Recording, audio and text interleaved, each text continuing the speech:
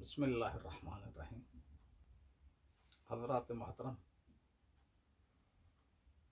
آج انڈیا میں عید ہے، گزشتہ کل یہاں پر تھی۔ آپ سب کو عید مبارک ہو۔ اس سال رمضان ایسے گزرے ہیں میرے، روزے تو خیر پورے ہو گئے ہیں، لیکن حالیہ تک قبض مسلسل اور وامٹ، تو کچھ کھاتا پیتا نہیں تھا، ڈرتے کہ روزہ نہ ٹوٹ جائے، تو کھڑا ہوتا تو چکر آتے۔ ایک عرصے سے جمعہ میری اسٹریٹ میں ہے، کرسچن پرانا مرکز، جا نہیں سکا جمعے میں۔ عید کے دن ایک صاحب آ گئے تو وہ ہاتھ پکڑ کر لے کے گئے، یہی ہے مسجد، اور کمزوری بہت ہو گئی ہے، دعاؤں کی درخواست ہے۔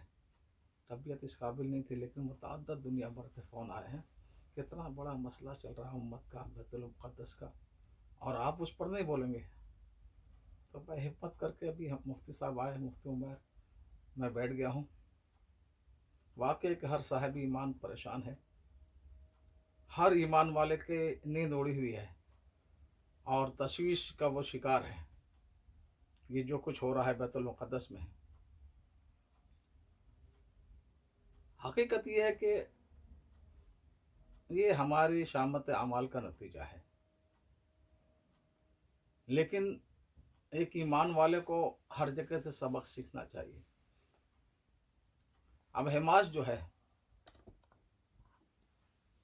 جنہوں نے بنایا تھا شیخ یاسین، اس کے بارے میں اب سب جانتے ہوں گے، بڑے اللہ والے بزرگ تھے، اور اسرائیل نے حالانکہ نابینا بھی تھے، معذور بھی تھے ہاتھ پاؤں سے، لیکن ایک کم وقت اسرائیل نے وہ باہر نکلے کہ میں تو مرنے کے لیے تیار ہوں، تو مثال کر کے مار دیا تھا۔ تو ان کا ایک مقولہ ہے، کہتے ہیں جب میں چھوٹا تھا، بچپن میں سمجھتا تھا کہ پورا عالم اسلام مزے میں ہے، آزاد ہے، اور ہم جو ہے یعنی فلسطین کے مسلمان، غزہ کی پٹی والے ہوں یا ویسٹ بینک مغربی پٹی والے ہوں، ہم مصیبت میں بھی ہیں اور غلام بھی ہیں، مجبور ہیں۔ پھر کہنے لگے جب مجھے ہوش آیا اور جب میں بڑا ہوا اور سمجھ آئی، تو پھر میں نے کہا نہیں، پورا عالم اسلام یہودیوں کا غلام ہے، ایک ہم ہیں جو کسی طرح تھوڑا بہت آزاد ہے اور آزاد ہونے کی جد و جہد کر رہے ہیں۔ انہوں نے تعلیم کا ایک سلسلہ شروع کیا۔ حماس کے دو انہوں نے حصے بنائے، ایک ہے عسکری کہ جد و جہد آزادی کی بھی، بیت المقدس کو آزاد کرانے کی بھی، اور ایک حصہ وہ ہے جو مذہبی پوری تعلیم اسکولوں میں دے، اور ایسی ہائی لیول کی اسکلیں جو امریکہ اور یورپ کے لیول سے بھی آگے ہوں۔ اس لیے آپ جانتے ہیں کہ پوری دنیا میں جتنی قومیں مسلمان ہیں، ان میں سب سے ہائی ایجوکیٹڈ فلسطینی ہے، یعنی ڈاکٹر بھی ہوگا تو ٹاپ کا، آخری درجے کا، انجینئر ہوگا تو بھی، سائنسدان ہوگا تو بھی، اور تعلیم سے راستے نکلتے ہیں۔ حالانکہ اتنی ان کا حال یہ ہے وہاں پر کہ اسرائیل کی آج کے سیٹلائٹ سے اگر میں یہاں بیٹھا ہوں تو مجھے وہ دیکھنا چاہے تو میرا ہر چیز دیکھ سکتا ہوں۔ تو اسرائیل سیٹلائٹ کے ذریعے سے ان کے ایک ایک فرد پر نظر رکھتا تھا، کون کہاں کیا کر رہا ہے، اور ان کی بے بسی کا یہ عالم تھا کہ وہ گیٹ کھولتا تو مزدوری کے لیے اسرائیل جا سکتے تھے، ورنہ جب چاہے وہ پانی بند کر دے، جب چاہے بجلی بند کر دے، جب چاہے جس قسم کی، یعنی پریشان ان میں انہوں نے راستہ نکالا۔ تعلیم میں دنیا میں سب سے آگے، اور عسکری طور پر آپ دیکھ رہے ہیں کیا ہو رہا ہے۔ پہلے تو حماس نے ہلکے ہتھیاروں سے حملہ کیا، جواب دیا حملے کا، اس کے بعد میں جیسے حالات گزرے، مثلاً حماس نے کہا کہ آج رات کو 9 بجے تک اگر تم نے حملہ بند نہیں کیا بیت المقدس پر تو پھر ہم دیکھ لینا۔ پھر اس نے سینکڑوں جو راکٹ برسا دی ہے۔ اسرائیل جب سے قائم ہوا تھا ایسا اس نے کبھی نہیں دیکھا تھا۔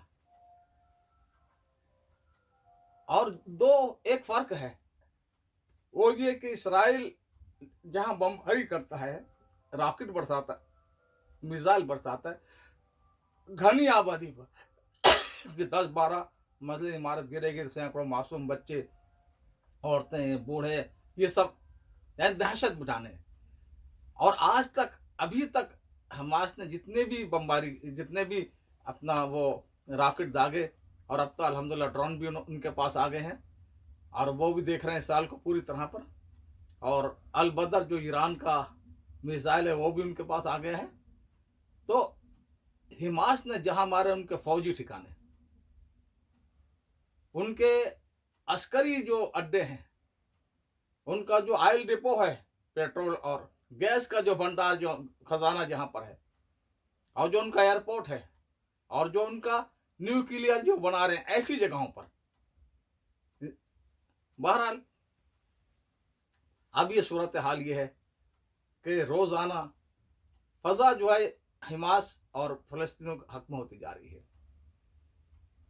اور لگتا ہے کہ اب الٹی گنتی اسرائیل کی شروع ہو رہی ہے. یہ تو ان کا پلان تقریباً ہزاروں سال سے تھا کہ بیت المقدس کو گرانا اور وہاں تھرڈ ٹائم پر ہیکل سلیمانی کی تعمیر کرنا. لیکن اب اس نے دیکھا کہ سارے عرب ہمارے جوتے چاٹ رہے ہیں. سعودیہ میں اس نے کہا تھا نیتن یاہو نے کہ اب ہم ڈائریکٹ اسرائیل سے مکہ میں اتریں گے، اور وہاں پر مکہ کے اس پر ہمارے لیے اڈا تیار ہو گیا ہے، محل تیار ہو گیا ہے. مدینے میں ہمارے لیے محل تیار ہو گیا ہے. نویم شہر انہی کے یعنی جو عبداللہ بن سلمان جو ہے یہ اور نیتن یاہو کے مشورے سے بن رہا ہے، جو پورے جو گریٹ اسرائیل بنانا چاہتے ہیں کہ آس پاس کے 6-7 مسلم ملکوں کا 75% علاقہ اس میں ہوگا، اس کا کیپٹل ہوگا. اب دیکھا کہ عرب کا یہ حال ہے، اور ہر آدمی نفسا نفسی میں، ہر ملک کرونا کی وجہ سے بھی، تو کا یہ پلان، یہ منصوبہ پورا کر لو، بیت المقدس کو گرا دو، اور اپنے آنے والے مسیحان دجال کے لیے جو ہیکل سلیمانی کی تعمیر کر لو. اب یہ پورا منصوبے کے ساتھ یہ آیا تھا. لیکن الحمدللہ اللہ کا شکر ہے، واقعتاً یہ شہیدوں کی سرزمین ہے فلسطین. بنجر بھی ہو جائے گی تو وہاں کوئی غدار پیدا نہیں ہوگا، کوئی بزدل پیدا نہیں ہوگا، جیسے ہمارے سارے دنیا کے ملکوں میں غدار و بزدل پیدا ہوتے ہیں.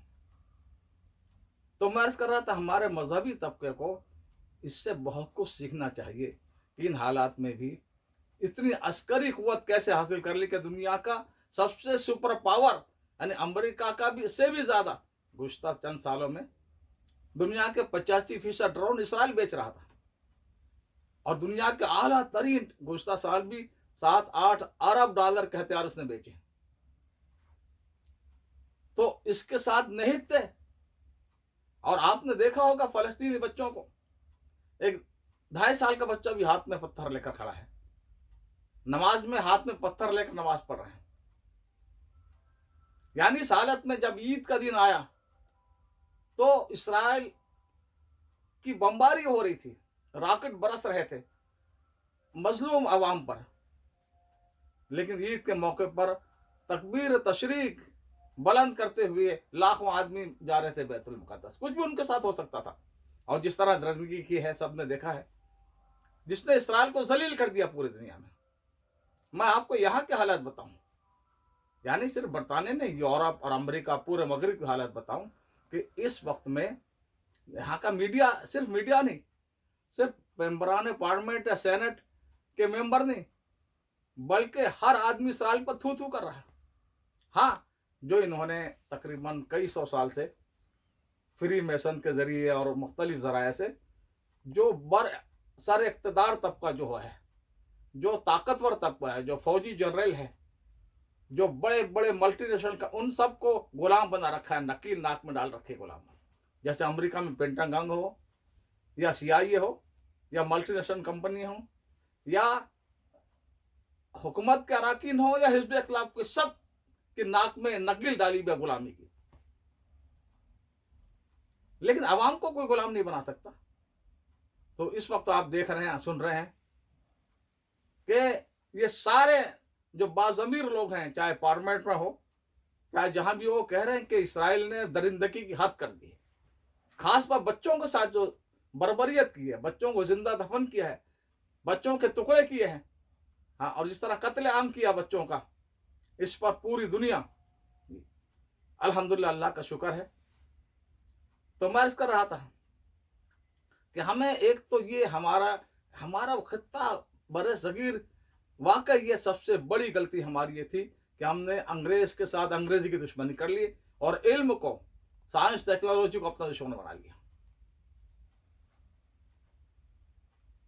شیخ یاسین نے ایسا نہیں کیا، اس کے بعد شیخ عبدالعزیز بھی شہید کر دیے گئے، انہوں نے بھی سارے دنیاوی علوم میں بھی برتری حاصل کی، اسلحہ سازی، حالانکہ کتنے مجبور تھے وہ۔ ہمارے وہاں تو ایک پولیس والا آ جائے تو سارے مولوی بھاگ جاتے ہیں، تینوں ملکوں کی بات کر رہا ہوں۔ یہاں پر فوج کے سامنے ڈٹ کر بچیاں 5 سال کی 7 سال کی ان کو لتاڑ رہی ہیں اور ان کے سامنے بول رہی ہیں، آپ نے دیکھا ہوگا، ہزاروں منظر موجود ہیں فیس بک پر۔ تو یہ جرأت ایمان کی کس نے دی ہے؟ ایمان اس کو کہتے ہیں جو ہم نے ایمان جس کا نام رکھا کہ ایسا کرتا، ایسا پیجامہ، ایسی شیروانی، ایسی ٹوپی، ایسا امامہ، اور ایسی فلاں بزرگ کی ٹوپی اور فلاں بزرگ کی نقل، اکابرین کا نام ایمان نہیں ہے۔ ایمان تو حضور اور صحابہ سے سیکھنا پڑے گا۔ ہمیشہ کی دعوت یہ رہی ہے ہماری اور رہے گی، قرآن، سنت، سیرت اور صحابہ سے نیچے اترنے کی ضرورت نہیں۔ تو علم کی بھی دشمنی ہم نے کی سب سے پیچھے، یعنی ہم نے کوئی ڈھنگ کی کالج تک نہیں بنا سکے بر صغیر کے مسلمان اور علماء، تو ان سے سیکھیں۔ شیخ نورسی، سعید نورسی، یہ جو قوم آج ترکی تیار ہوئی، اور اب ترکی تو ہر قسم کے اسلحہ گزشتہ کئی سال سے بنا رہا، یعنی ایسے اسلحہ جو امریکہ کے پاس نہیں ہے، رشیا کے پاس نہیں ہے، یہ شیخ سعید نورسی کی تعلیم ہے، یہ ہندوستان کے مولویوں کی تعلیم نہیں ہے۔ اس طرح معصومی تحریک اعلیٰ تعلیم یافتہ اخوان، اعلیٰ، بھائی زمانے کی تعلیم حاصل نہیں کرو گے تو زمانے کے قدموں میں روندے جاؤ گے۔ وہ ہم روندے جا رہے ہیں بر صغیر کے مسلمان۔ تو میں عرض کر رہا تھا کہ اب صورتحال بدل چکی ہے، یہ ہزاروں سال کا منصوبہ تھا ان کا۔ اس مرتبہ انہوں نے دیکھا کہ عربوں کو اپنا اور بھی زیادہ غلام بنا لیا، اور عربوں کو تو اللہ نے تقریباً 12ویں صدی عیسوی یعنی 800 سال پہلے مردود کر دیا، رد کر دیا تھا۔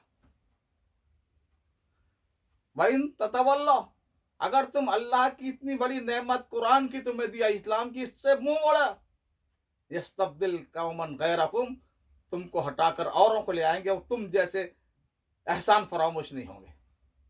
واقعی گزشتہ 800 سال میں عربوں نے ایک بھی صحیح کام نہیں کیا۔